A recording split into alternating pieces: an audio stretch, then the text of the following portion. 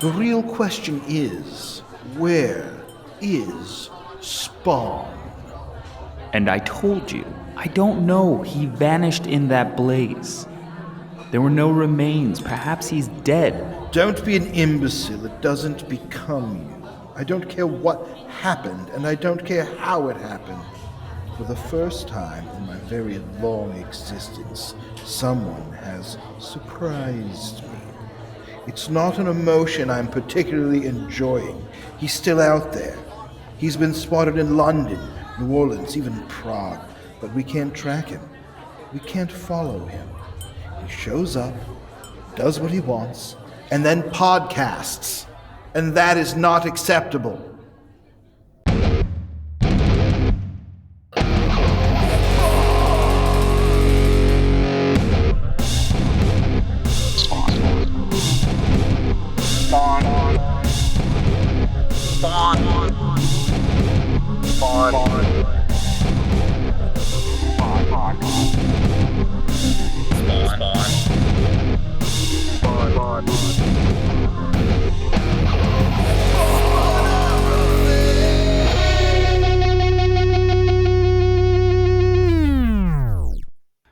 Welcome back to another episode of Spawnography Hellspawn. I'm your host, Pierce Lyden, here with, as always, George Marston, they, them, or she, her. Hello, George. How are you? You know, I'm hanging in there. I didn't do much this weekend. I avoided spending a lot of money on a guitar. Just any one. I was having one of those weekends where it was like, I could really use some serotonin right now. What's in my wallet?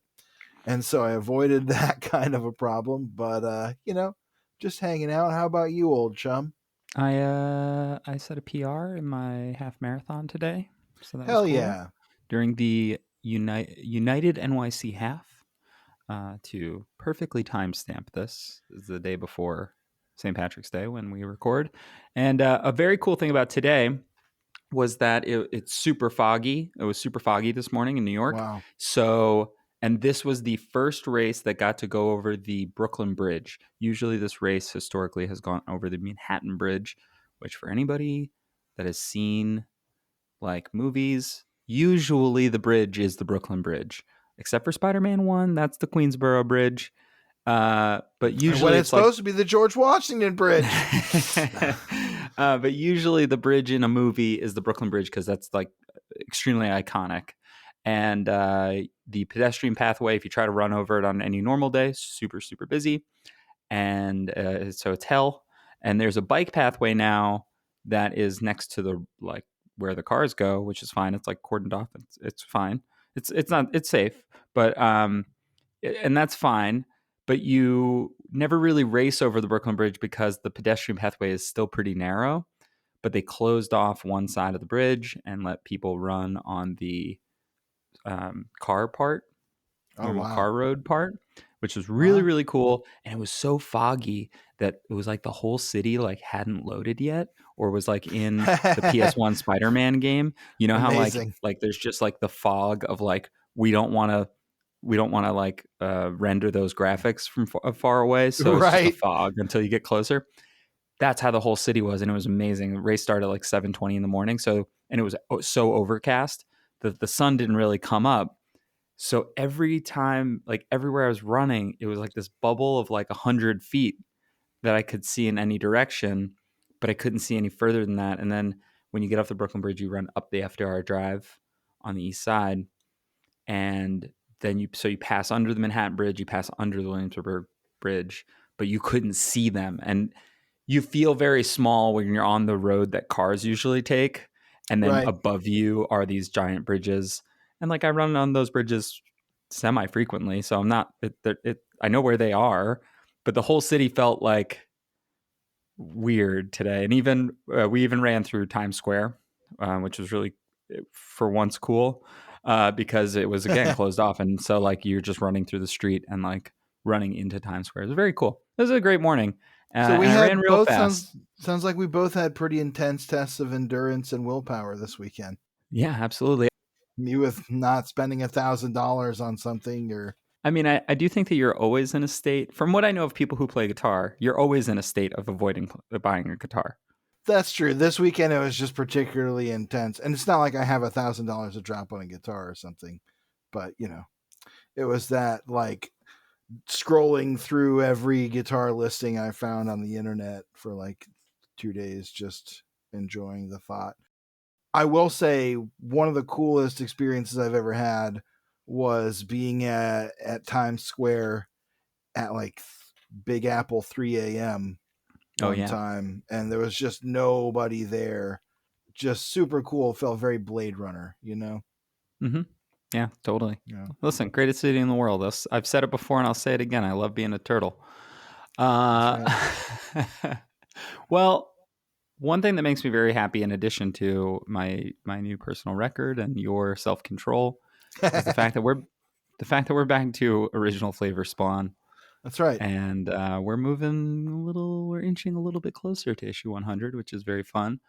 And we've got 2 issues today, issue 88 and 89. We talked a little bit off mic. You're a little bit higher in these than I am, but I'm sure that we'll still have a riveting conversation about the events of these issues. I think I like Yeah. how they reflect back on older issues of Spawn, and we'll talk about that. We will Also, definitely talk about that. we'll get into it. Before I get too deep into these, you know what we say, Pierce. Why don't you hit me with those credits? All right. So this is Spawn number 88. Todd McFarlane Image Comics present Seasons of Change. Plot by Brian Holguin and Todd McFarlane. Story by Brian Holguin. Penciler Greg Capullo. Inker Danny Miki. Copy editor and lettering Tom Warzakowski. Colors by Dan Kemp, Brian Haberlin, and Dave Kemp. Cover art by Greg Capullo and Todd McFarlane. Dedicated to Max Spielberg, who is Oh, the son of Steven Spielberg and Amy Irving. they all had kids named Max of varying levels of like moral turpitude. If you were a director of popular films in the 80s, you might have named your son Max. Or if you were a child in a 90s movie about like a basketball genie or like a True. family being broken up by a sentient Goofy. car or anything. Yeah, Max. My sibling's name is Max. Mm-hmm. David has a sibling named Max. It's a great That's a name. great You know point. what? It's a great name. A lot of Maxes out there. Especially What is this tangent? I don't know. I'm just rambling. I was Great. One thing I wanted to point out about this issue is it has a very cool cover. This came out It in does have a neat cover. October of 1999. We're also almost out of the 90s. Wow. I tag all of these episodes with 90s comics, and this is about to be a 2000s comic. But yeah, this is Wow, it's very about to cool. be Like, some Y2K shit. yeah. But yeah, this is a very cool, like, spooky Halloween kind of cover. So that's cool. It has nothing to do with the interior, except that Spawn's on it, but that's fine. Yep. And it's got the owl and the bat and the pumpkins, and it's pretty neat. It's a nice looking Halloween cover. Not a Halloween issue. It Nope. is a little scary, maybe a little sad. We're revisiting a topic that Spawn has touched on a few times throughout his time on Earth, and it is kind of tough. You know what? Actually, I'll go ahead and right up front, we don't always remember to do this. I'll give a bit of a trigger warning that issue 88 here does deal with not visible but implied child abuse and psychological child abuse. And like domestic abuse in general. Yeah. Yeah. Topics that Spawn has not shied away from in the past. He handles this one a little differently. Better, worse. We'll get into that. I think it's a little more of an interesting kind of story, and it seems like he's learned something from his previous dealings with, children in need and children in danger. I think also that based on the letters that have come in, where, I mean, Todd has largely been praised for his treatment of like those kind of like very special issues. Right. I do think that he's kind of, and people have been kind of asking for them again, that with a new writer on board, Brian Holguin gets to go, well, what if I took a swing at that thing? And, that's kind of what we end up with here. We are in sort of the post I quit era of Spawn now, right? Not that Yeah, I really feel like it's a real era, but that's the last big thing that happened is that Spawn decided he quits. He destroyed a whole bunch of shit, and uh, disappeared. he disappeared, and we don't really know what's up. The last issue that we covered, Ethan Crone tried to track down Spawn and do a lot of interviews in Rat City in the alleys, and he talks to a number of different characters, some of whom we know, some of whom we don't, some of whom are mysterious, and one of whom will reappear in this issue itself. But it doesn't really shed more light on what Spawn's plan is, just that he's disappeared. And Cog is trying to throw Ethan Crone off the trail a little bit as well. So we're going to open this issue though with a totally different character narrating. Her name is Mary, and she's in some deep, dark trouble. Got to say off the bat, don't love handwriting lettering. Typically, I understand why it's being used here. We could not. I don't mind it here. It feels just kind of fragile in a way that I guess. Okay, so what we're opening on is Mary, whose stepdad hates when he touches her TV, hates when he touches the TV, when she touches the TV antenna, knocks it out of service. If you were alive in the 90s and you had a TV that wasn't With the on rabbit cable, ears. yeah, you had rabbit ears, the antennas that stuck up off the top of the TV. And that is how you tuned your set to whatever station. If you couldn't get a clear picture, you had to adjust your rabbit ears antenna. He hates when people mess with his TV. She is now in isolation in her room, and she's going to be there for a while because her mother's at work. Her stepdad, Mary's stepdad, is basically threatening to beat the living shit out of her. He's basically telling her there's no one to save you, your mom's not around, and I've got my hands on you now. And He's she very is, similar to Eddie and Andy Frank's father. He drinks, he yes, watches TV, and he just berates her whenever he does see her. finds Very an similar excuse. to right, exactly. Very very similar to Eddie and Andy Frank's father, and we saw how Spawn dealt with that.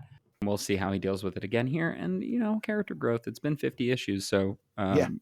which is crazy, but the reason I am a little bit lower on these two issues is it is something that we've seen before. However, as I've said before, and Todd's even said this, where when people have complained about like, how come Spawn's no good anymore?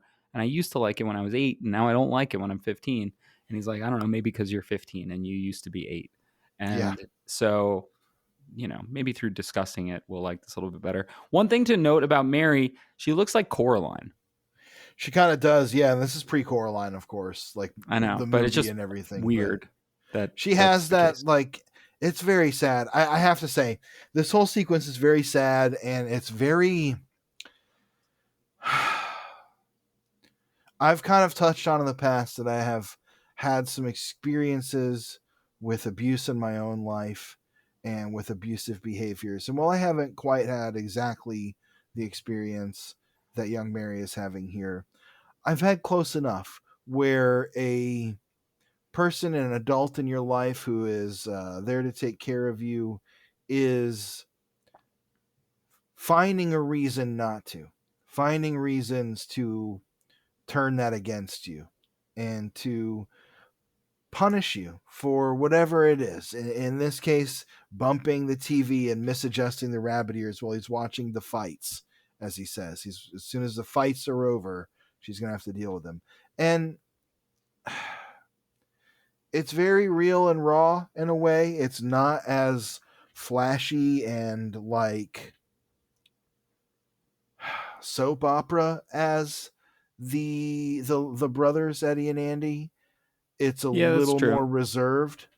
I think it's We've because of the narration that it feels, and also her body language, right? She's constantly sort of small. She's in the corners of the panels. Usually, the yeah, biggest thing that we see of her are her eyes. Her eyes are gigantic, and like we get a lot out of that.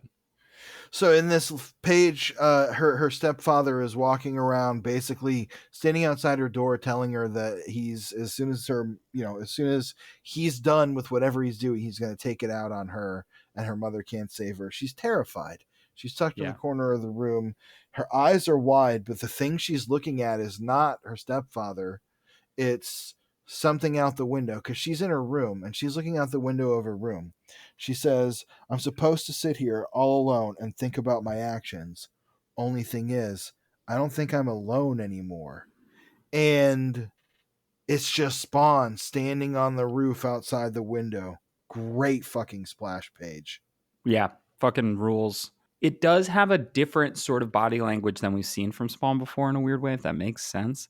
Like, Yeah. he feels more resolute or something. He's not skulking and spidery and sneaky. He's not trying to terrify this girl. He's trying to Yeah, reassure her with his body language, I think, in a way that is his own Spawn way. And we'll kind of get into the difference between Al Simmons and Spawn in these issues too, true. because that's going to be an important point. And to recap what happened in the previous issues, Spawn confronted the apparition of Al Simmons and basically killed his former self. Whether it was some psychic manipulation, whether it was part of a spiritual quest, it's part of, as you said, that evolution of Spawn into sort of a different era. And it's not like a full era, I think, like you said, but it is sort of gonna be a particular flavor of Spawn that I kind of wish we could have gotten to sooner.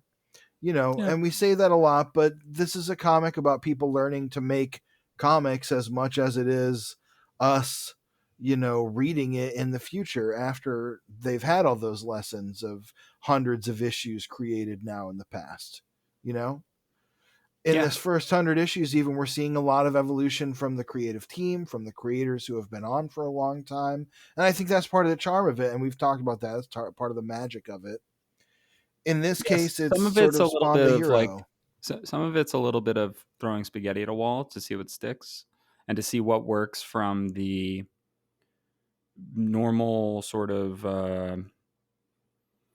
superhero language that Todd's familiar with already, right? At this point, he's done so many superhero comics. Like, what can he keep doing, and then what can he innovate? And some of it works, some of it doesn't. But Yeah. And I think this is interesting because it's another step forward for Spawn. We've talked before about how he has those emotional changeovers after he goes through a big story, and the last one was embodied in that Ethan Crone issue, and now he's kind of on to a new thing where he's seeking out people who need his help and just doing whatever he wants to help. Now, that's backfired before. Here, it plays out a little differently. But there's also, I just want to touch again on, we're kind of scattershot this issue, or this episode. We're getting into it. It's just bringing up a lot of thoughts in me, and I'm kind of jumping back and forth in them. We know that Greg Capullo has had his own experience also with being a kid in a world that's not so friendly to kids. mm-hmm. I think he's talked publicly about aspects of that at this time, and having adults in his life that were not so friendly to the kids they were supposed to be in charge of. And there's just something about, I'm supposed to sit here and think about what I did until Yeah. he tells me to stop. And I don't know if you've ever been through an experience like that once or many times, but when you're a little kid, and if you have a particularly overbearing adult in your life, it can feel like, well, I guess I have to just sit in here. Mm-hmm. I guess I have to be wary of what's coming. I guess I have to be wary. I can't comfort myself because God knows what's on the other side of the door waiting for me. And the art really captures that. And it also captures, again, that image of Spawn looking down on her, and she looks just terrified. Yeah. It's a really impactful sequence. I guess I'm just getting touched by it a little bit, and it's partially the art. Greg Capullo renders it really well. He's getting really good with the expressions of children and Oh and yeah, absolutely. really rendering them well. And it's not like a very special issue for me or something, but it does touch on things that are very real and like things that I can really put myself in the shoes of these characters. Well, I think that the big difference between the reason I call those other issues, the Spawn Across America issues, the kind of very special issues, very special Right. episodes, is because there is something about them that is like almost a little bit like too big. It's like a little too overly dramatic to the point where you're like, oh, it's we're doing this. Okay, got it. There's like a Right. message that I'm supposed to get here, and sometimes that can feel a little preachy and like a little cloying in its Especially if it's a little ways. unsuccessful. Right, exactly. I think here it just feels a little bit scary and it feels sad. And also, it's a reminder that like Spawn doesn't really fix things forever, right? He maybe helped little Greggy on Christmas. He maybe helped Eddie and Andy sort of in his way. Um, but he doesn't, those things don't stay fixed. That's the world that he lives in. And we'll get to how he decides to fix it this time, and maybe Yeah, rights a wrong from previously. But in a way, in before, his way. yeah, yeah. But before we get there, we're going to check in on some other characters. Chris Claremont is going out to dinner. Yes, It indeed he seems. is. Wearing No, his finest suit. Cogliostro has cleaned himself up, and he's meeting up with Ambassador Epiphany, who he calls an angelic twit, I believe, right? Yeah. Yeah, she's the representative of the Seraphic Assembly, the Yeah. angels, basically. And they're waiting for one other guest who is late. Yeah, it's basically you can see what's happening here is there's the angels, there's Cogliostro's in the middle, and they're waiting on the, let's say, infernal party to show up. Mm-hmm. And they're speculating, could it be a Fleabiac brother? Could it be one of the thirsting barons? Perhaps the Lord of Whispers? That's a very little, a very Alan Moore bit of dialogue Mm-hmm. there, where they're just throwing in like, could it be the Weeping Emeralds of Chaos Mountain or whatever the fuck? And But who should appear but the mysterious gentleman that we met in the last issue, whose name we didn't get, who did yes, make mention of deals, and who I believe were led to I think we said that we thought it was Houdini because we forgot what Houdini looked like, and he kind of does look like this, but yeah. we did then talk about it off mic, and I was like, oh right, it's Malbolgia because he was talking about deals. Wrong, incorrect. Both wrong, and it's interesting what the actual answer is. The guy who shows up, he looks very Tony Starkish or like a wealthy British business lord or whatever. And we'll find out later who he is, but Cogliostro and Epiphany are absolutely awestruck by the fact that They're this shocked. person Yeah, actually showed up. that it's him. Basically a bigwig muckety muck showed up rather than sending an emissary, and they're a little tongue tied over it. They are basically there to figure out what's going on with Spawn and what's going to happen next with them. Right. And it's not going to go well. We'll talk about that more in a minute. We're back with Mary now, and she is sitting in her room contemplating what she's done. As she's been ordered to do by her stepfather, Seth. What happened is, as we mentioned before, she knocked the rabbit ears on his TV set and lost the reception, and he threw her in the room. And, her mom tried to stop his wrath by saying it was an accident. He said, it's not an accident. I'm sick and tired of getting no respect. No respect, I tell you. And he says, what did I tell you about the TV? What did I tell you? And she says, never touch it. He says, goddamn right. It's my TV. I paid for it, not you. I want you to think long and hard about what you did, and I don't want to hear a peep out of you till I figure out what your punishment is going to be. Is that clear? And she just says, yes, sir. And the thing is, boy, if I haven't heard exactly those words at different times in my life, from It's a tough. That's the thing. Is this time it kind of resonates in a way that's a little less like, oh gosh, gee willikers, our daddy's gonna beat us again. It's a little more stark. Yeah, although at the same time, I think the thing that didn't work for me is like it's over something so insignificant that I was just like, all right. Well, that's the I point, though. understand that that's That's extremely so real. I know that real. that's very real, but it's taken up a lot of space in a comic that I'm like where we've kind of seen a version of it before. I'm like not super sold on seeing a different version of it, even if it is a little bit better. I mean, that's fair. It's also a difficult subject matter, frankly. Like, obviously, I'm talking about some difficult aspects of it. We Yeah, both are. It's a difficult subject matter. And I kind of get where you're at with, like, I don't want to just go back and do another, like, Spawn conquers child abuse issue. right. I get it. I I totally think it's do. better told than the previous issue. I can be clear about that. I just think that like there's a lot of space given to this in a comic that otherwise the conversation that's happening at the same time, right? The things that we're intercutting between, and if I'm trying to draw a through line between these two things, is that this table of three people is trying to be like, what do we do about Spawn? Meanwhile, this is happening with Mary. She's experiencing her own small version of hell, right? And Right. Spawn is going to fix that. But the three people here are just like, we don't know what he's doing. He's just going to do whatever he wants. And I guess that the scene, like the Mary stuff, is supposed to show us that he's just doing whatever he wants. But what It, he's, that but he's like out being an avenger of justice, and it'll happen a couple times in these issues that's kind of his new path. He's tried it before. I don't think it's a totally new idea. Spawn, like we've been talking about this whole time, it's very similar to the Spawn Across America sort of issues. I think that it's more interesting. I get the conversation.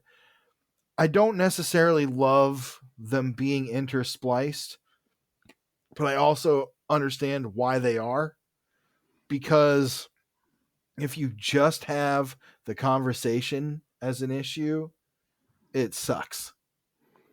I mean, My And Dinner with Andre is a movie, and that's just a conversation. There's also the movie The Conversation. that's right. My Dinner with Andre was a massive box office hit, thanks in True. part to Siskel and Ebert, who were There you buds go. with Wallace See, Shawn. this could have been My Dinner with Cogliostro. That would actually be interesting. I would actually really like that more, to be totally honest. Like if My that Dinner with Mel was Bullshit. no, for real though, if it was just Cogliostro coming face to face with Mel Bolgia again, or whoever this his devil is, and having like a whole sit down with him and just learning all their history that way, that'd be interesting. To say I'd like it better, I think that would certainly be more exciting and less gut wrenching. Yeah.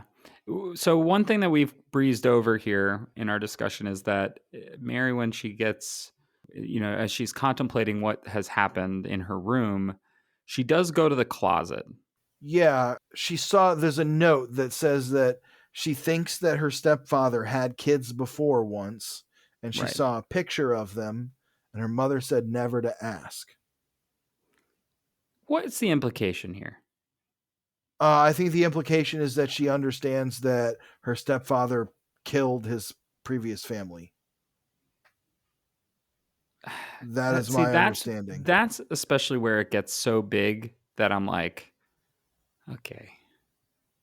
I mean, I But I mean, get it. that's So why these kids Spawn are. is there. I mean, yeah. I mean, these kids are in the closet and they're there, and they have like these sunken in eyes, and they've got skeleton hands, and Well, she obviously says, they are I'm not dead. sure it was a dream. Right, but and then that also makes me think like, well, then is like, are they dead, or is she like being a kid imagining a thing that's worse, Well, here's and that what he she just like says. left? All right, Here's go. what she says. She says they were hiding in my closet the whole time. Funny, I'd never seen them there before. They couldn't talk and they were shaking real bad. When I turned on the light, they were gone. Maybe I was just dreaming, but I don't think so. The next night, someone new came to visit me. He's still out there. the man in the red cape. I think the implication is their ghosts are what is drawing Spawn to this place. Okay. Like the haunted nature of this place and like the horror that went on there Okay. is I like that a partially little bit more than I did, because I don't think that, despite all of the words on these pages, that now, granted, is from the perspective of a child who doesn't totally know what's going on and is trying to process things on her own level. right. I wasn't getting that, but I like that read. That's what I feel like, because again, the two kids are like, their faces are all sunken in and their hands are skeletal. They're not meant to be real kids hiding in the closet. I think that it's meant to be either they are literally ghosts that she is seeing and that is what's summoning Spawn, or they're a manifestation of her own terror and her own horror And at that's the what's thought of tipping what's Spawn gone there, off. and that's what's tipping Spawn off. Okay. Because he says later, there are devils out there there's a darkness that's calling me, and we find his next engagement. We've seen him like key in on other like Yeah, he was evil doing things. that before he decided enough. That Yeah. was like his last evolution, was that he could do that. I was going to say also, he's kind of become fixated on children and harm against children. And we'll talk about that more as the story goes on. Yeah. But Mary is sitting outside or in her room looking at the window, wondering about Spawn. At the same time, this mysterious man and Epiphany and Cog are kind of debating on where Spawn actually is. Can he even quit? What are the implications? Can he even quit is so funny, because that really is what the conversation is. They're like, can he do that? And they're like, he did. So I guess he can. Sure. Yeah. And It, that's just a fun. I like that the rules of all of this just keep changing so much that is like, they're like, well, now what do we do? Just reminds me, yeah. one of my favorite movies ever, and I've definitely said this before, is Burn After Reading. And it just reminds me of like the end of Burn After Reading, where it's like, so what do we learn? Nothing, sir. Nothing. Yeah. All right. Well, great. Keep an eye on him. Yeah. Yeah. Yeah. That's a wild movie. I've only seen it once. I should rewatch that. But in this case, Cogliostro is delighted almost by how hung up Epiphany and especially the unnamed stranger are on the fact that Spawn just decided to do what he wanted and not play a part in their game. Now, here, things change for Cog, because he basically tells the archdemon that we'll say, uh, you know, our deal protects me from your Right. wrath. And the demon says, not anymore. As far as I'm concerned, the deal's off and you're on your own. You better bring me Spawn or I'm going to fucking turn you to ash. And this is where like the implication that it's Malbolgia does make a lot of sense. We can spoil sort of who this is. It Yeah, is, it won't come back for a while, but yeah, it's not going to become relevant technically exactly for some issues, but this is Mammon, and Mammon. he's a different demon in hell. It's just not Malbolgia. He's maybe less powerful than Malbolgia, depending on when you're reading about him. Yeah, Yeah. he's one of the lords of the different circles of hell in Christian cosmology. Mammon is the being of greed personified. Mammon is also a biblical term that means like wealth or hoarded wealth. And so, yeah, it's kind of a term for a demon of greed, an archdemon of greed. And that will come up more, I would say, poignantly in the next issue, where we dig in a little more to who he is.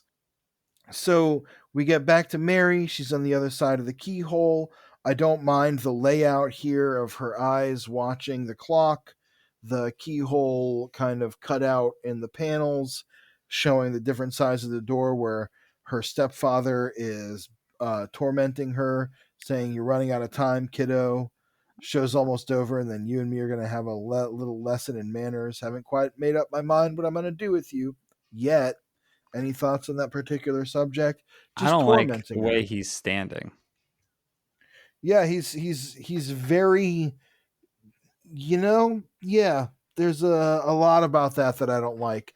And if you look at his hand placement in Mm, particular, his hand is in his pants. yeah, And it's not great. Also, he looks pretty much exactly the way Greg Capullo will draw Matches Malone years later. now I will say I think in the drawings before his pants were already Kind of undone. undone. Yeah. So I don't think the implication is meant to be that I think he's scratching himself Yeah, but because it's still but rough. it's still, and I think it's not, I don't think it's meant to be nice. True. It's not meant to be comfortable. And so if No. that adds to it, then that adds to it. I think the thing that I also just don't really like is like he keeps so he keeps getting up from watching TV to like torture her more. There's like a little bit about what's going on in this that it just does not compute for me. Um, I'm like I'm picking nits here, but it's Well, you because know I what I think it is, Pierce? I think it's that you're a kind person who would never fucking abuse someone. And so the cycle of thought that goes into depicting a character who is just abusing a child for his own satisfaction, especially right now, I get why that's deeply uncomfortable. I mean, it's yeah uncomfortable to me too. I've just come a little more personally close to it a time or two, let's say. yeah Maybe. I mean, maybe I have than you. I don't know. But it just it rings a little too true at times, mm, and so I think that is part of why I like the visceral ending of this a little better than I did with like the back and forth kind of re-abusive ending of the Spawn Across America story. He is just being a tormenting asshole. He's being an abusive son of a bitch, and he is, throughout this, we learn that Mary's mother is telling her that this is the only way they can survive. He has been kind enough to take them in, all this stuff. That's a tough thing to hear, and that's a tough kind of coping. I won't put that on the shoulders of anyone I've ever lived with, thankfully. But it's a tough scene. And he goes in to finally abuse her, whatever he's going to do, beat her up. yeah That the presumption to me is that it's a violence kind of thing, yeah. He's not gonna hit necessarily her. a sexual violence. I don't think that's the implication. And her narration is really heartbreaking because her whole narration is all about how like, well, he just wants what's best for me. He's just trying to teach me the lessons that I need to learn. She's obviously got a little bit of Stockholm syndrome here where she's just like, this is good actually. This is what I deserve and this is Yeah, needed. he's saying I've got to learn, or she's saying I've got to learn that the world doesn't revolve around me. I'll never make anything of myself if I don't shape up. He's only trying to teach me a lesson. And that's just an abuse victim repeating the justifications of the Yeah. abuser, the self justifications of the abuser. Something that, if especially you have suffered abuse or levels of abuse at the hands of a family member or a close person in your life, you've probably heard that kind of justification before, one way or another. And it's, like you said, it's tough. So we get to the next little bit, and it's Spawn busting, or he busts in the door, and there's Spawn in the shadows. He says, "Jesus, who the goddamn hell are you?" He drops a cigarette. I like the green cape on Spawn here. It's kind of cool. Yeah, it looks cool. And Mary, still stuck in her room, uh, hears the chains rattling, hears her stepfather screaming, and realizes she's lost her teddy bear. This is where we cut back to the three representatives of the three sides of the conflict. And here is where Cogliostro gets basically cast out. He says, you know, I want the Hellspawn. I want what is rightfully mine. If you cannot deliver him within a fortnight, I promise you the charges of hell will hound you to the ends of creation. Do I make myself clear? And that's kind of one of our first big hints about, like, I want what's mine. And that kind of becomes his theme. Yeah. Which fits with the greed thing that you were mentioning Yeah, before, right? So, absolutely. And on his way out, he tells this young woman how she's going to die. We don't know that it's real, but it could be. This is a very devil's advocate kind of moment. mm. I th- Oh yeah, that's true. I haven't watched that um, movie in a while. yeah, interesting. So cutting back to Seth and Spawn, Seth is begging for his life, and Spawn's not doing much more than menacing him. I mean, he shoves his face and he's like, and he sends his chains at him, and we just kind of cut away. Like, I actually really like how kind of held back this is. You know, we get these close-ups on Spawn's eyes with Seth breaking down, right, as Yeah, Spawn begging is, for his life, yeah. basically. And then we see the chain, it cuts back, and it's Mary with her mom, and some police officers are there. Sam and Twitch show up, and Sam and Twitch are going to go check out what's gone on, because the cops are like, take it away, boys. Like, take a look at this. Yeah, they're the detectives on the scene, the investigators. And Mary is telling her mom she was so scared. And she says, the cop says to Twitch, between you and me, I don't have a freaking clue what happened, but I do know there's something hinky going on. Sam and Twitch go in and look at it. And what do we see?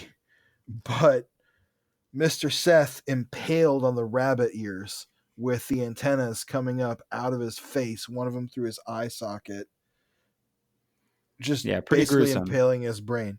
Pretty gruesome. I didn't hate it happening Nope, to me him. neither. Works better than tattooing a guy with "I will not hit my kids" or whatever over and Yeah. over and over again. And So Twitch says, I wonder who could have done it, kind of sardonically. And Sam says, got any theories? And he looks around, and Twitch says, well, my best guess is that this fine, upstanding citizen here had a little too much to drink, tripped on the doll, hurdles forward, and impales himself on the television aerial. Probably another Canadian fucking word. And Sam says, oh, you know what? Actually, all love to our Canadian brothers. I'm saying an aerial now. They don't need to be a state. You don't want to be one. no, Uh, overrated. Overrated. And Sam says, yeah. "My thoughts exactly. Fine police work, detective. Thank you, detective." Says Twitch. He finds the baby doll and gives it back to Mary, and they're like, and Mary's mom is just like, what's going to happen to us now? And they're just like, don't worry, we have a good idea what happened here. It was an accident, so nothing bad's going to happen, as much as anything bad can happen from now on. We can assume that they got the house, insurance, life insurance, whatever, because it seems to be a happy ending in a way, for them, not for Seth. And the cop on the scene is like, I don't know about this, guys. And Sam is like, yeah, we're labeling it an accident. Wait till the meat wagon comes for the body and then you can leave. And the cop says, are you serious? The poor bastard ends up as a human kebab and you're thinking mishap? With all due respect. And he says, officer, please. Twitch says, officer, please. We've been around. We've seen this kind of thing before. It's actually not at all uncommon. And Sam says, yeah, it happens all the time. Happened to my cousin once. So You funny. gentlemen have a good night. Pretty good. I like Sam and Twitch being on Spawn's side here. I love that they're not surprised by this. They're like, okay, here we go. And that they understand, oh, it's our job to cover up for this a little bit. Yeah, for which Spawn. is cool. And also, too, you have based on what we've seen from Sam and Twitch to this point, you have to imagine that they would have done something had they been in a similar position to Spawn, right? If they had the power to do something about Seth, they would have done something about him. So, in this case, they're like, let the vigilante do what the vigilante's going to do. And this works a lot better than Eddie and Andy Frank's father, which Yeah, they ended up having to kill him rather than themselves. Spawn. And I think in Yeah, this case, Spawn recognizes that it is up to him. Like he's got to make. yeah. One question for you: do you think that that's because of Al Simmons' humanity, and that this is a recognition that with the death of Al Simmons that we see in issue 86, that this is sort of a rejection of the thing that was making him hesitate? Is this a retelling of a similar story because this is a different character now, or a more resolved character who doesn't have that inkling of humanity that was holding him back? I As I'm saying it, I'm talking myself out of it because obviously him helping is like a human I think thing. he's drawn to protecting innocence and destroying, evil. And I think it's just part of the makeup of the core of who the being that was Al Simmons and is now Spawn kind of sees himself as anyway, is this protective element. And that's how he saw himself as a killer as a world famous government assassin, was as a protective element for society, doing whatever had to be done. Here, something we forgot to mention up top, I think, that's important is that it's been, I think, 4 months of time in between when Spawn disappeared and when all of this showed up in the comic. Like between 87 and 88, I believe it says it's been 4 months. So Does Spawn's it? been out there doing this. Yeah, I'm pretty sure it does, way back at the beginning. Let's see here. It's in one of the conversations with shall we get down to it? I quit. That was almost 3 months ago. Oh, Is yeah. So it is has what been some amount of Cogliostro says time at that the they've top. been trying to track him down. Yeah, I Yeah. mean, uh, I guess in comic book time, in real time, not comic book time, it's been 2 months of publication time, which is actually Yeah. pretty significant too, because Spawn doesn't really show up in 87, right? So, Right. you know, I guess Uh, we'll find out I think what's going to happen. also, to be honest, I think there is some clarification on that coming up in issue 89 as we get into the meeting between Spawn and Mammon. Before that, to cap off issue 88, you see Mary looking out. She says, Mommy says things are going to be different now, better. I believe her. Maybe God does work in mysterious ways, but he's not the only one. And she sees Spawn's cape fluttering away. She basically says, I will not tell them what happened. I think it's okay to keep the secret. I don't need to tell anybody about what I saw. Because she also didn't see Spawn actually kill him. She just heard the Right. chains. She's not aware of anything except that the man in the red cape did something, and now things are going to be better. And that's all she kind of really Yeah. needs to know, which is Yeah. good. Yep. That's going to lead us to Spawn number 89. Oh, one last very quick note. I'm so Sure. sorry to interrupt you. I do like her little butterfly barrette framing the shot at the end Oh, here. yeah. That's good. It's very cute.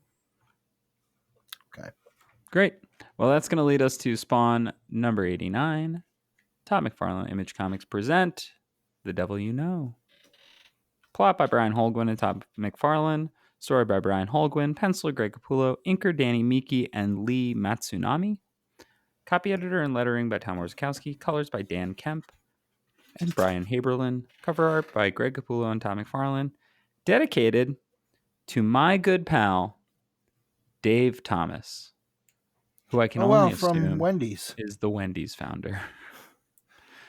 Who's friends with him? Unclear.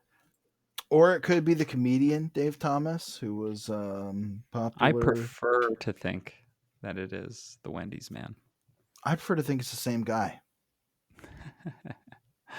So we're going to open in Cornwall, Connecticut as the last fading beams of sunlight filter through the bright sprays of autumn leaves. Sounds Which- picturesque.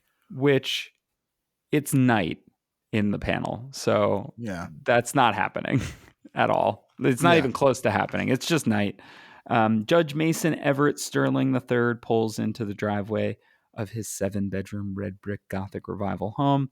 And Holguin basically is going to do the Chris Claremont thing here, where he gives a full name to somebody, gives them a little bit of backstory, and then you know that they are probably not long for this world in some way.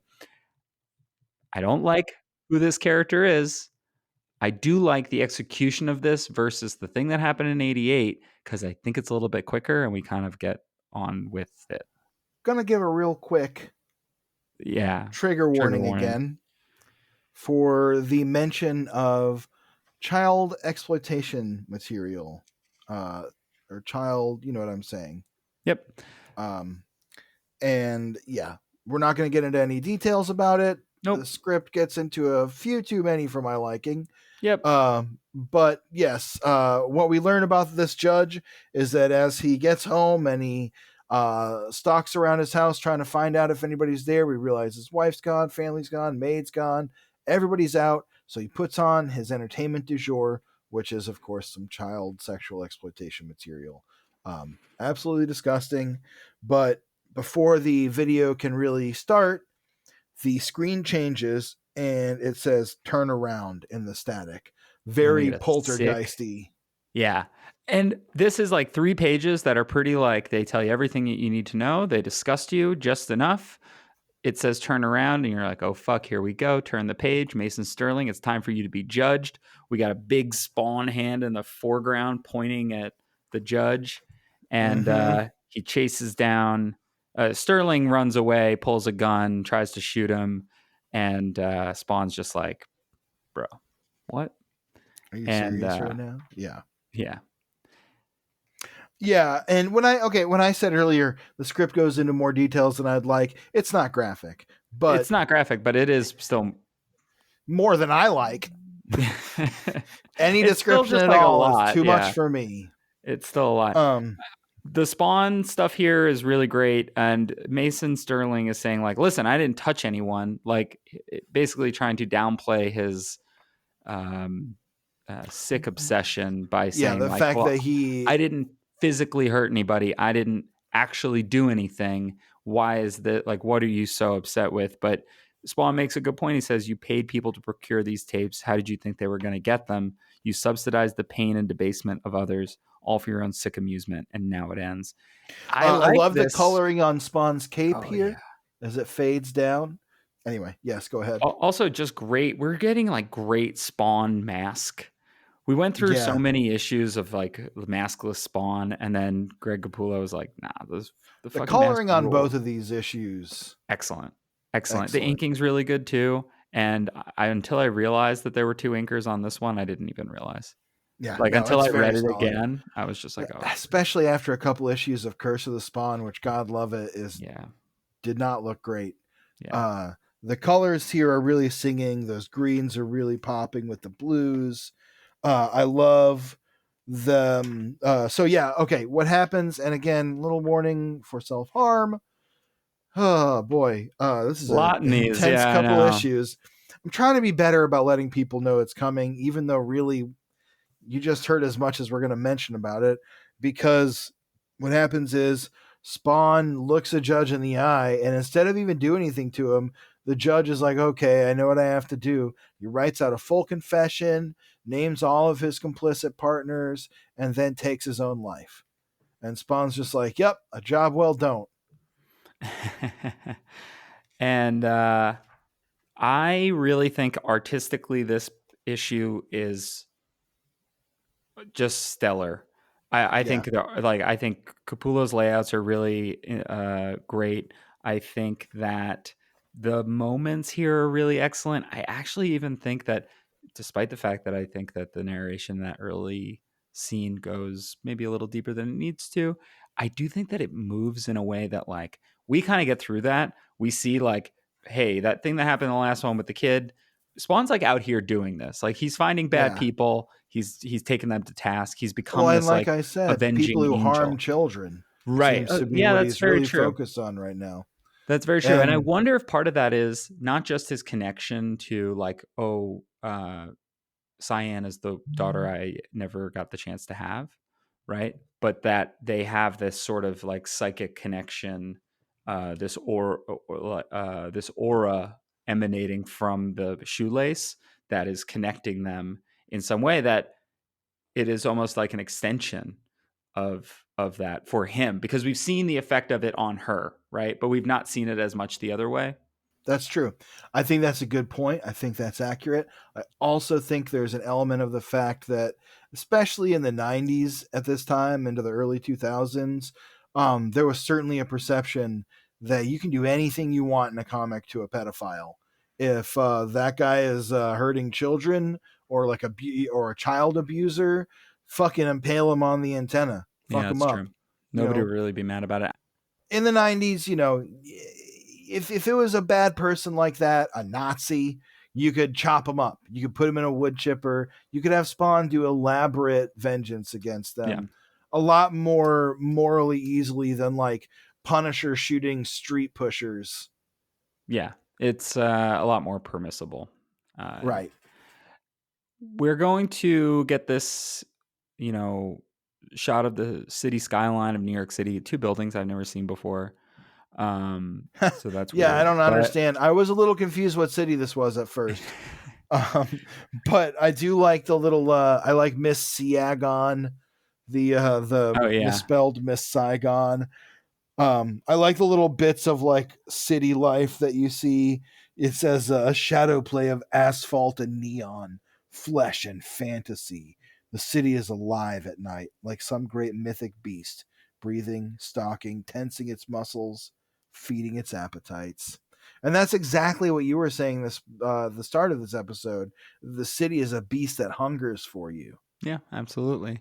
Sometimes it'll swallow you right up if you let it. That's exactly right. We just wrote a whole novel. Call Elmore Leonard.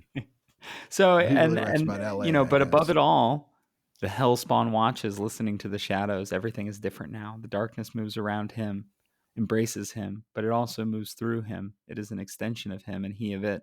At any given time, half this world is in shadow. Wherever shadows fall is his domain. There's something out there tonight, hiding, waiting for him. Something in the night, a viper. Somewhere in the night, a viper is nesting. He scans the horizon. Where? Where is it?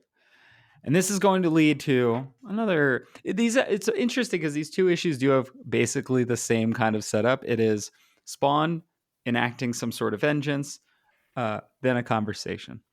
In Yeah. 88, those are interspersed.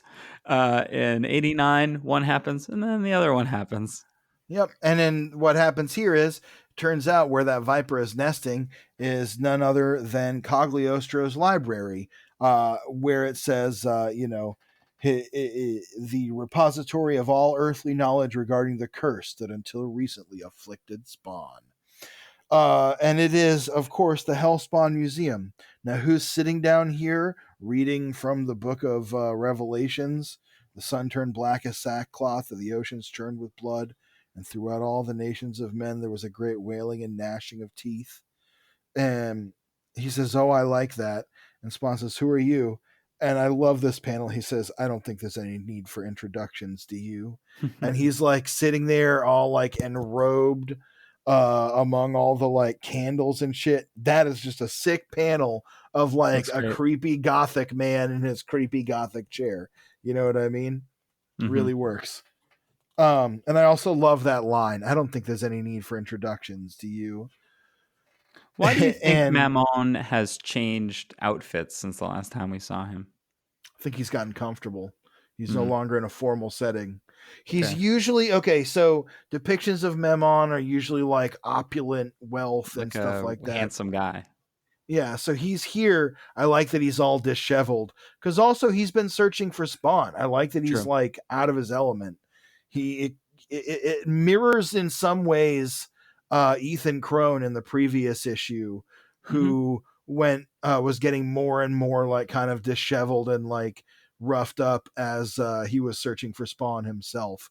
There's something about the pursuit of Spawn that like pulls people to madness. I like that.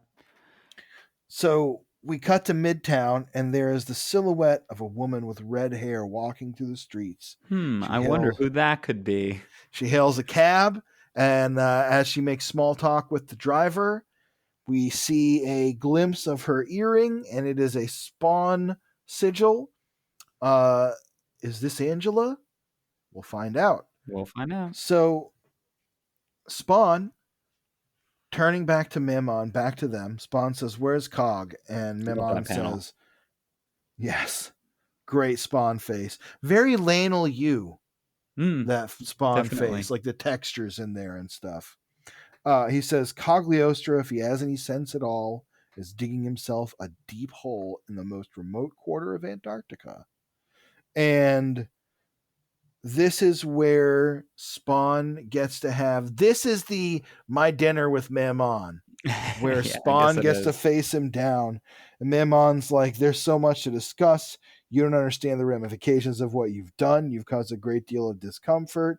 You're a child playing with matches who's dangerously close to burning down the house.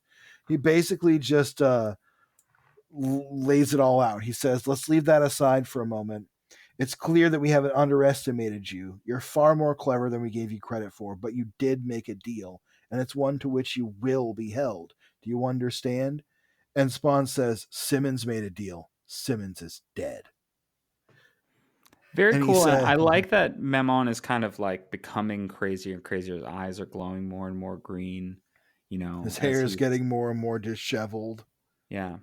But and I also just like all the Spawn cartooning across these pages. I like his just facial expressions even through the mask. He's A so lot of good eye stoic. acting. Yeah. Well, except though in the panel just before where his eyes are kind of like surprised. Spawn. Where he said, yeah, Spawn, where he says you've Oh, caused a yeah, great you've deal caused of a great deal discomfort. of comfort. He's got this But like who the fuck are you kind of face. Like he's like a little surprised, but his like stiff bottom lip is out. I don't know. It's cool. so, yeah, Memon says, look, you are not the first person who's tried the loophole that, your former self is dead. But, we can renegotiate. And he says, Spawn says, you have nothing to offer me. Mammon offers him Wanda. He says, you'll have your heart's desire. Spawn says, tricks and lies. This is where we learn that it's not Malbolgia. Right. He says, oh, that's right. You had a rather bad experience with my associate. I never quite understood why he does that. I suppose he thinks it's funny. But I believe in dealing plainly. If Wanda is what you want, why not just give her to you? It's a lot simpler in the long run. And basically, he's like, what can I give you? You're so important. I'll give you anything you want. Your heart's desire. And Spawn leans in and says, you can go back to hell and rot. Hell yeah. Mammon has a bit of it starts to feel a little bit like Inferno.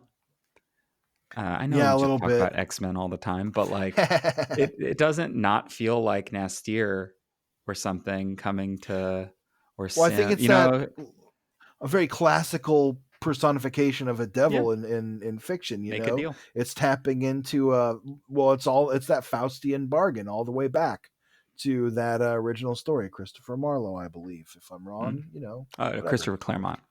That's right. You're right. I love the top panel of Memon reacting to that, where his hair is starting to get all curly and his eyes are getting bigger and his teeth are clenching, and he's like, "You have no concept of what It's I like am, foaming at the mouth. what power I wield. I'm older than man. I'm older than this pathetic dirt clod. I'm older than time." And Spawn just says, "I'm not afraid of Malbolgia, and I'm not afraid of you." And he says, then you're a fool. And he says, Malbolgia's a flea buzzing around my ear, and he's my flea, and whatever is his ultimately belongs to me. So we get this understanding that, at least from what we're being told, because tricks and lies, obviously, Mammon is more powerful and above Malbolgia. And again, his what's the word? Greed is coming through there. What belongs to him belongs to me. His avarice is a driving characteristic here. He starts turning into this horrific nightmare demon creature, and he's like, I can make you Lord of the Eighth Circle. You can go create whatever worlds you want, populate them with billions of Wandas. I don't care. But when the time comes, you have to do what I ask. I can grant you every wish. I can hurt you in ways you'd never imagine, but I'll never let you slip from my grasp. And I love this next part. He says, "Are you smirking under that mask? You think this is funny? 10,000 generations of hell spawn, all bound forever in chains." So he says, "Look around you. This is the history of your kind. 10,000 generations of hell spawn, all bound forever in the chains of hell. Each one sure they could somehow escape their fate, and everyone was wrong. Do you really think you're that special? There's one thing in this universe that can undo me, and you're not it." I don't know what that is yet, but I'm sure we'll find out. We're doing a lot of just reading the bubbles here, but I It's love because this it script. works. It kind of works. Like, it's really fun. Mammon is really fun. We haven't seen Malbolgia in a while, and I think that's kind of been missing. That aspect of the book, the supernatural aspect of the book, has kind of been played down lately. And It's Holguin been clearly, focused on like Billy Kincaid, right? But and there's I been mean, mention of Malbolgia, but he's not been like that archdevil presence. yeah, and I think that we just needed a little bit of that highfalutin demon speak kind of going on. And this is really fun. He's got a cool design because he's got like wings. He's got this like tri-split face with this like weird mouth with weird teeth. Cool Uh demon look. yeah, looks sick.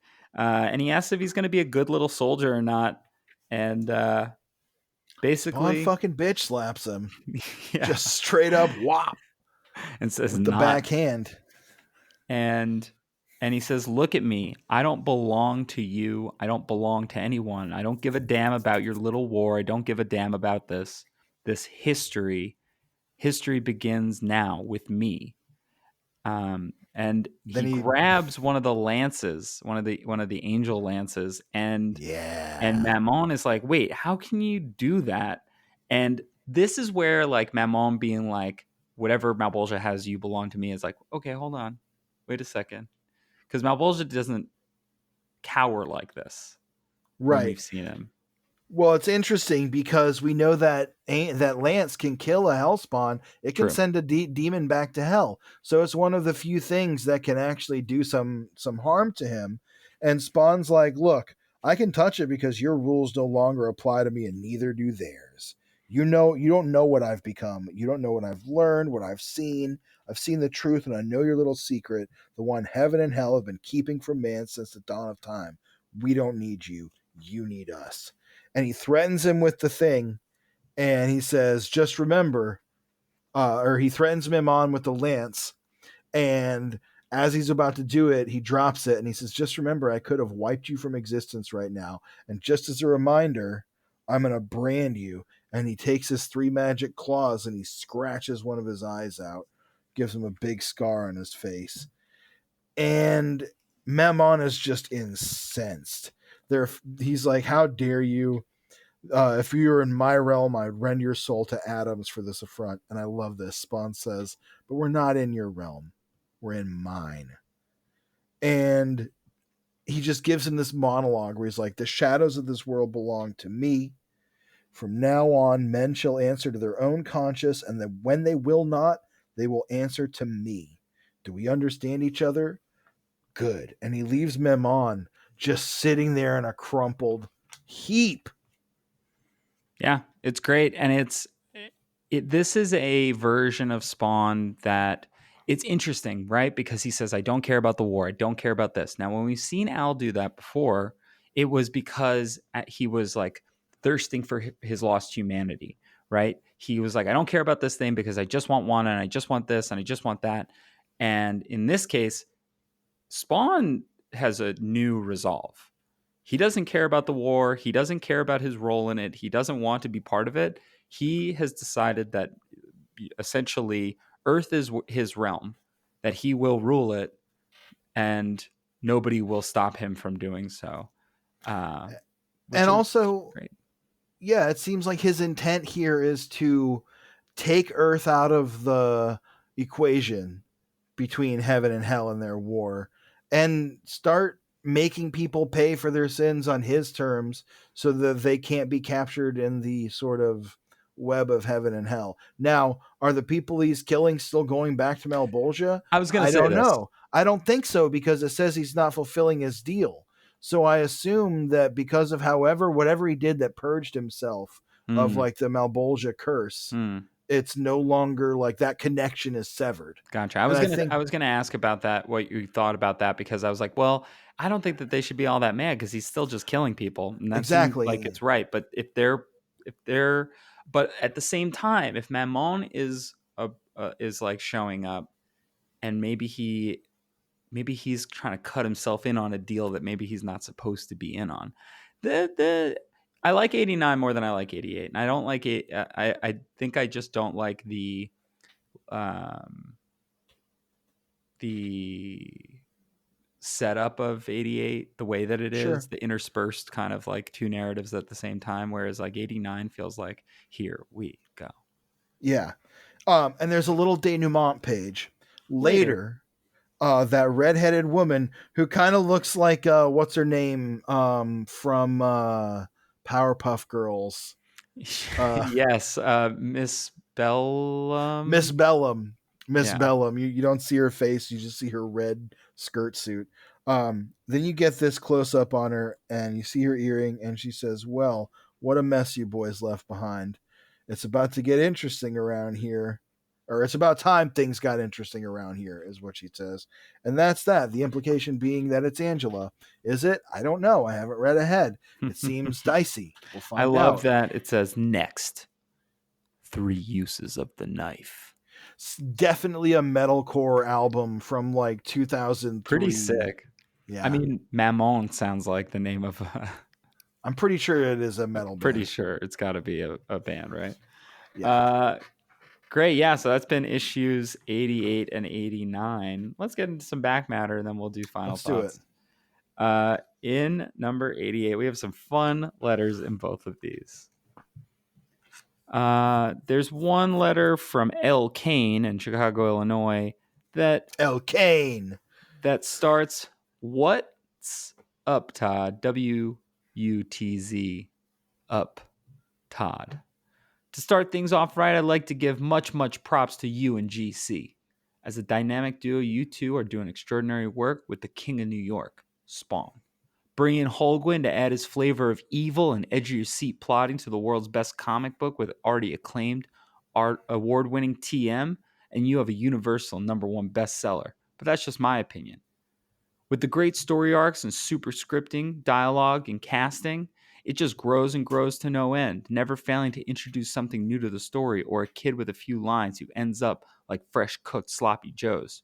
You're unstoppable, making me anticipate the next episode more. I can't wait. As I read issue 84, my nervous system went into overdrive as my addiction to Spawn sent me into a frenzy for 84 and beyond. I hate when critics put down your book, use it to kill flies, or teach their mud a new trick. It pisses me off. Maybe they don't recognize quality work when they see it. They don't know what the hell they're talking about. To have the world's best comic book and characters, you must know what you're doing if the collectors and fans are happy. I just think they're jealous because their Marvel and DC homies can't keep it real like Image. Yeah. Much props to Larry Martyr. Second, GC's pencils can't be faded, not even with a 50-foot pole. They are top notch, and if anyone says different, tell them to come see me. I'll straighten them out. No offense, Todd. You gave Spawn life, but GC has given it a facelift, tummy tuck, implants, and a lube job, giving it life beyond anyone's What? imagination and giving each character a beautiful look. Add that rich, smooth, creamy trademark color, Danny Boy's award-winning inks, and man, words can't explain it. I'm breathless, and I can't wait to see what the future holds. So keep up the good work, even those of you behind the scenes. Before I go, I have a few questions. Of course.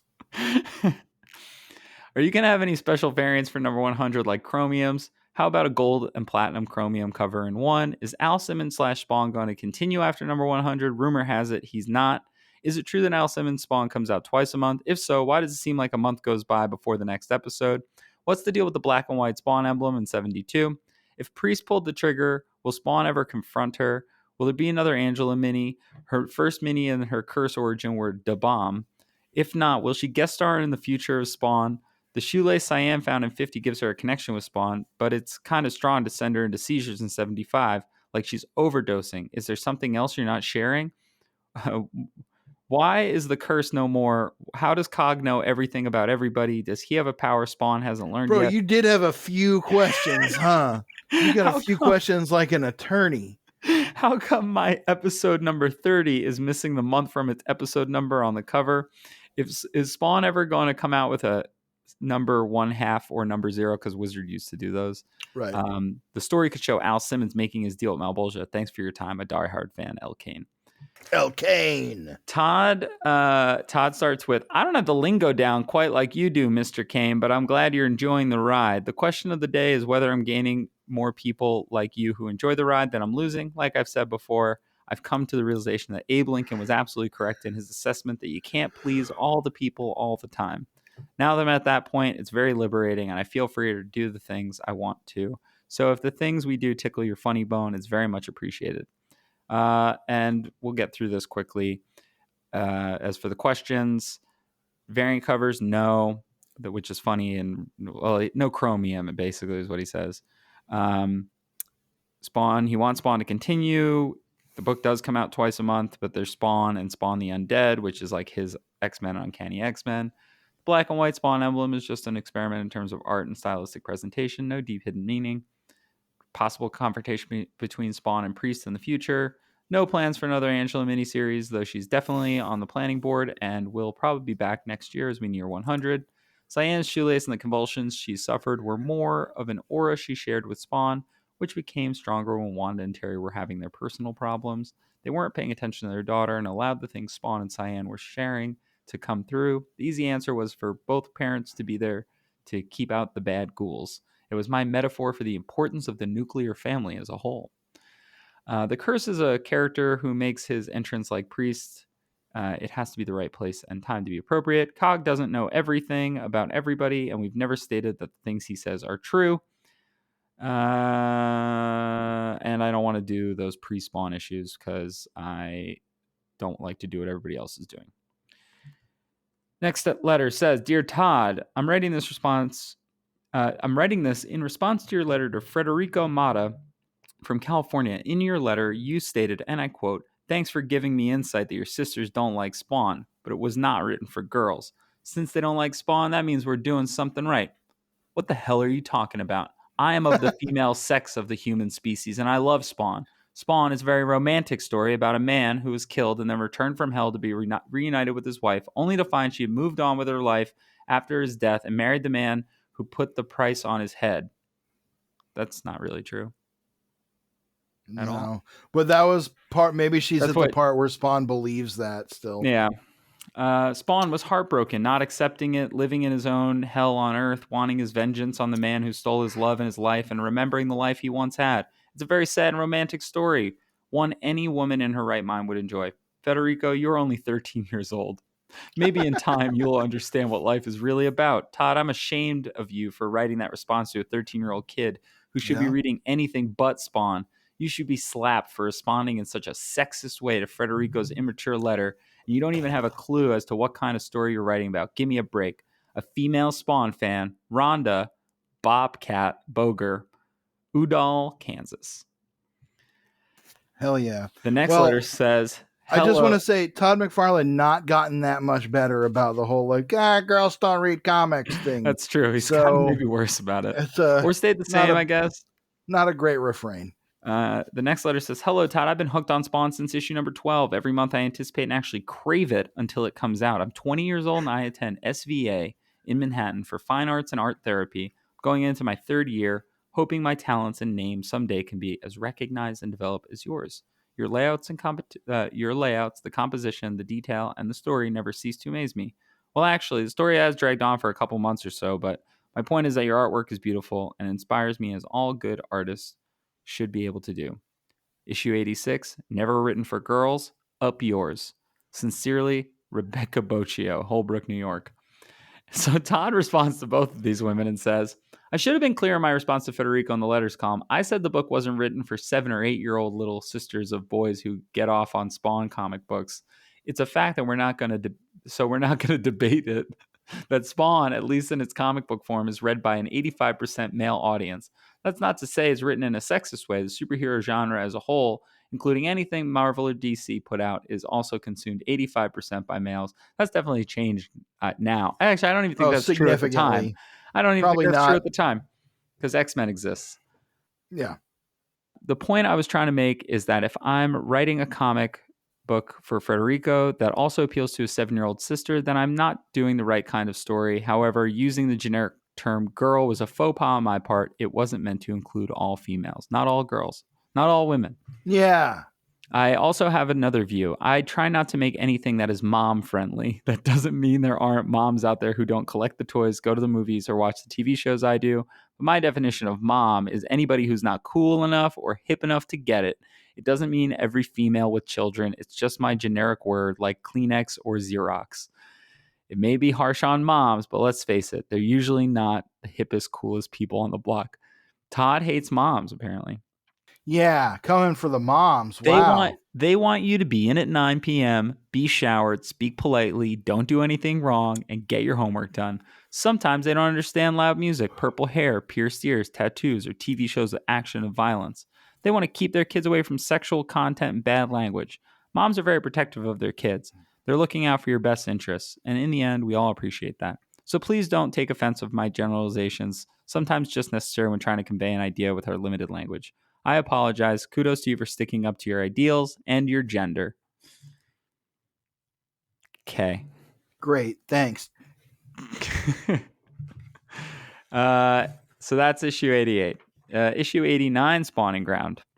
One guy writes in that he was happy to meet Todd's dad at the Spawn booth at the NHL Breakout 99 here in Edmonton, and that Todd's dad gave this guy and his kid a signed Spawn comic. So that was cool. Wow. Here's a letter that says, Dear Mr. McFarlane, thank you for taking the time to read my letter. I do not want to put another burden on your otherwise busy schedule, but I feel the issues I've chosen to address are rather important. First of all, I want to introduce myself and share with you my opinion of your comic book. Get ready. I am 14 years old. And I've been following Spawn for several years. My parents, both artists, feel that the art in Spawn is some of the best. They have no problem with the book content-wise because although they know some of the subject matter is rather heavy, they realize it's conveyed in an open-minded and unbiased manner. While Spawn does address matters such as serial murders, racism, and child abuse, it does not promote these actions. Quite the opposite, it demonstrates the consequences for those who take such actions.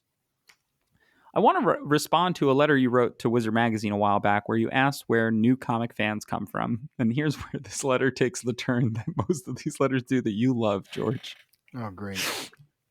Well, honestly, I couldn't tell you. I've been reading comics since I was about 7 or 8. That's almost half my life. I personally became a fan of comics after reading some belonging to my brother. However, I do know one thing. Based on the efforts of my friends and myself, I feel that many people become interested in comic books simply through word of mouth.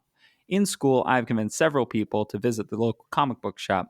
When I work part-time at that very same store, I ask the people who come in just to buy just to buy drinks to scan the shelves and maybe pick up something that catches their eye. They have a comic book store that sells drinks? Okay. Maybe they have a drink cooler or I something. guess. I believe, or maybe it's just like a bodega or something. Anyway, Yeah. I believe that this is what all comic fans should do. This course of action would generate many more fans than any fancy advertising campaign. Next, I would like to comment on the expansion of Spawn into other mediums. Personally, while I find the action figures beautifully detailed, I've not purchased any due to the price tags. I saw the film in a theater with my father, and frankly, I was disappointed. It had very little substance and way too many special effects. However, the actors did the best they could with the weak material they were provided. Although I'm allowed, I do not watch the Spawn animated series due to its adult nature.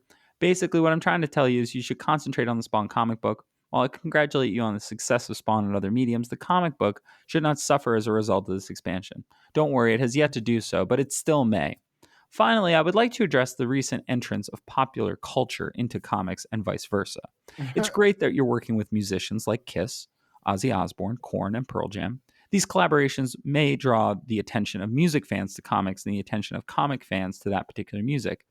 If I may, I would like to suggest a couple of other artists you could work with.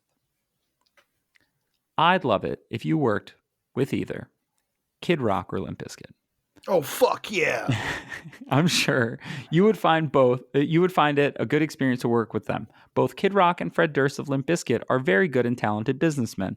Kid Rock owns his own label, and Durst was just hired as vice president of Interscope Records. Well, thank you again for taking the time to read my letter. I apologize for its length, but I hope my input was of some use. Oh, man. Pretty much, that was better than a lot of the kid letters that we get. I know. A little too precocious for me. I like that he was just like, the actors did the best they could with the weak material they were given. Yeah, all right. All right, Siskel.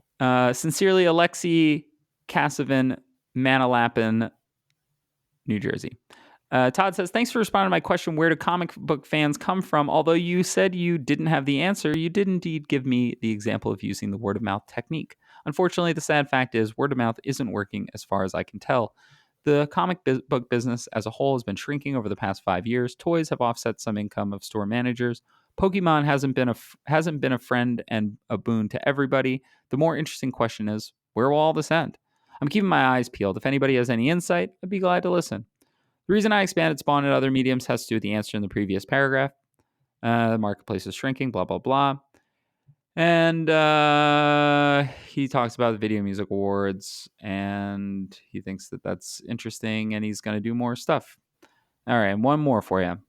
Ahoy there, Todd. Oh, actually, hold on. I have to do this one with a British accent. I'm not going to. Ahoy there, Todd. First of all, I ain't no Stanley Buttkiss. You don't need me to tell you how good your comic is. I'm sure your bank balance tells you all you need to know. I need to congratulate you on the Korn video and the Pearl Jam video. They're truly inspirational. The next paragraph you may not like to hear. I've had it confirmed that the next Spawn movie will be a detective movie. Please say Fitz was lying. Toddy boy, I have to express my concern.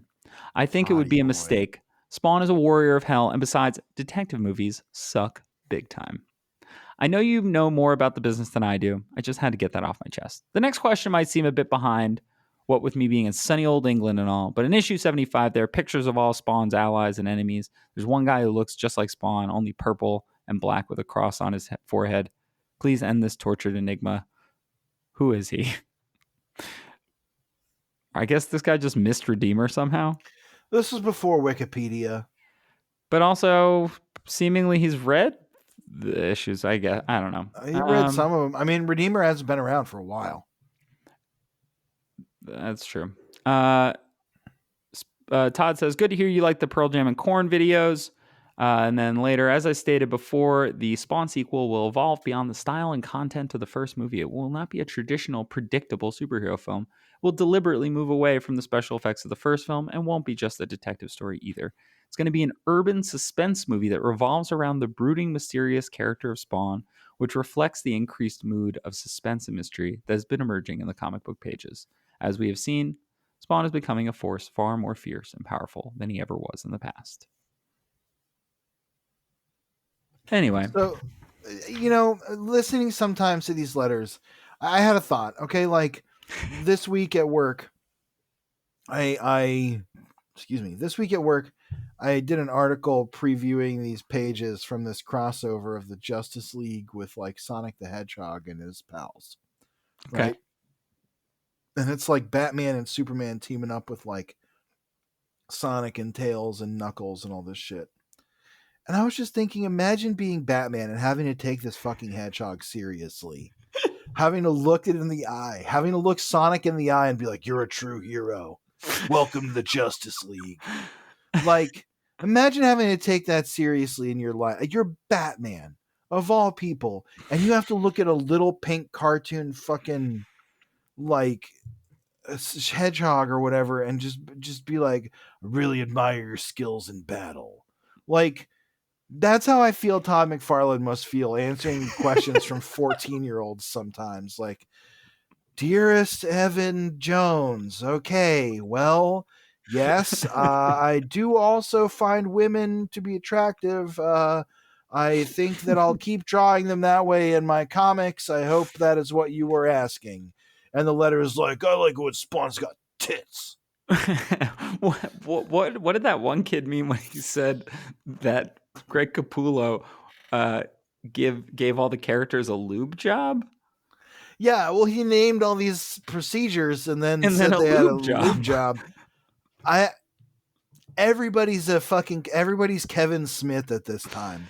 Like every letter writer is like just working out their type 5 in the columns. Anyway, Well, final thoughts on issues 88 and 89, George. 88 was tough. I thought it was a pretty well crafted issue, but I agree with you that it was a little like grim.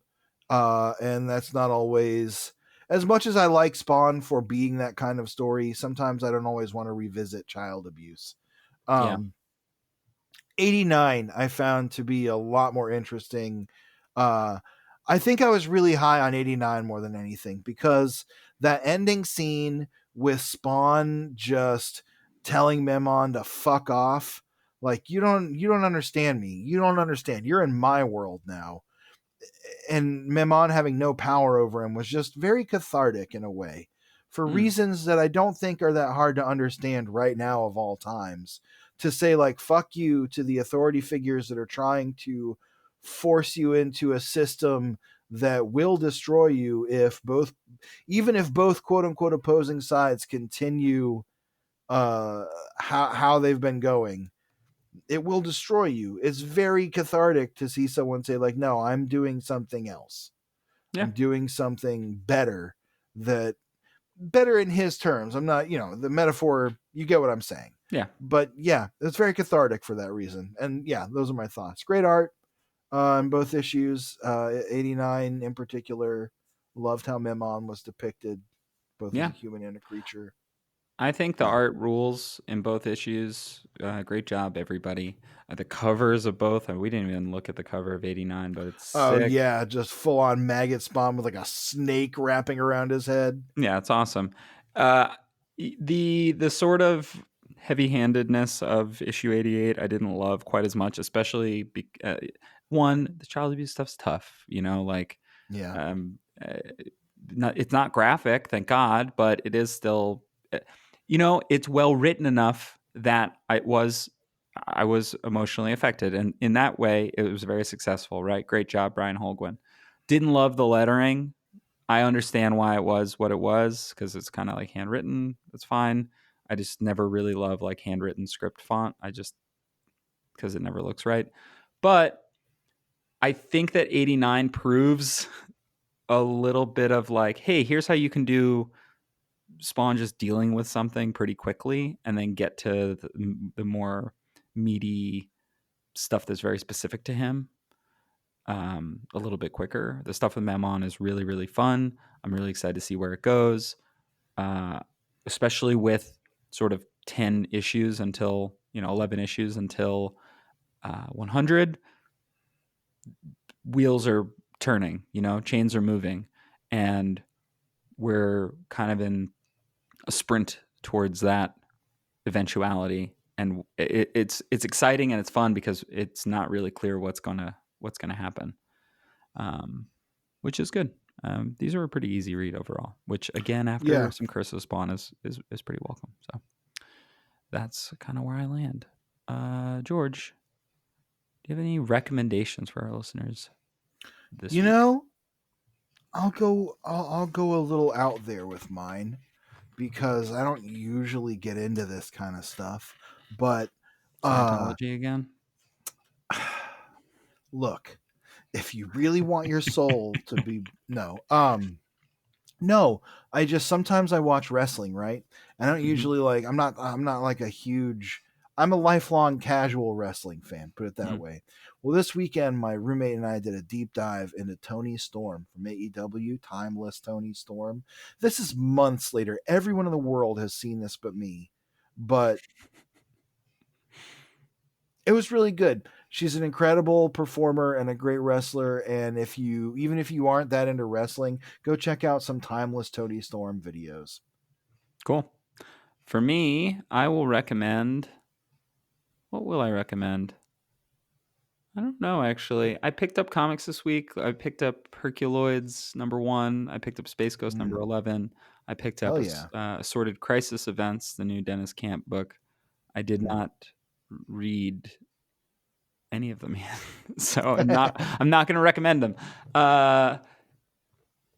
I'll recommend that you just go outside. The weather's starting to get nicer. Get active. Get active, Touch y'all. grass. Yeah. Get active. Get out there. Go for a walk. Go for a little walk every day. Seriously. It shakes things loose. I'm not saying to do it to work out. Work out your brain a little bit. It's nice to just go for a walk. Get out there in the sunshine. And especially in these times where, sometimes you just need to clear your head a little bit. Like no headphones. Just go out. Just go out for a walk. Put your phone away. So Put your phone away. yeah, kids on the phones these days. The only thing you should be listening to is spawnography, frankly. Yeah. Where we If you're gonna recommend you listen to don't something, listen to anything. Don't listen to it. You know what? Don't even listen to this episode. No. Anyway, this has been another episode of Spawnography. If you like the show, please rate, review, subscribe on Apple Podcasts, on Spotify, on YouTube, on whatever podcatcher you use to listen to the show. Really helps the show. More than that, just tell somebody to give it a listen, send a link, bother your work Slack Word of mouth about it. Word of mouth. Like that kid said. Yeah, as that kid said, word of mouth goes a long way. It really, really helps the show. We have some fun stuff coming up. Our next episode will be issues 90, 91. And then the episode after that, we are going to cover Daring Escapes. So that Daring Escapes episode is incoming. And then we're also going to have another guest the week after that to cover Spawn 92 and 93. We'll be welcoming the moderator of the Reddit Spawns universe, the best Spawn Reddit, I've been told, is going to join us for a couple issues as well. So right on. That'll be really fun. I really like having guests. I think it's really fun, especially learning their sort of histories of Spawn. So if you want to tell us anything, you can email spawnographypod@gmail.com. You can find us on the internet at Spawnography or at Spawnographypod on various social medias. Yeah, that's pretty much it. We're out there if you want to find us. So, Cool. George, one last thing for you. For Todd so loved the world, he gave his only begotten Spawn. See you later, Hellspawn. Spawn!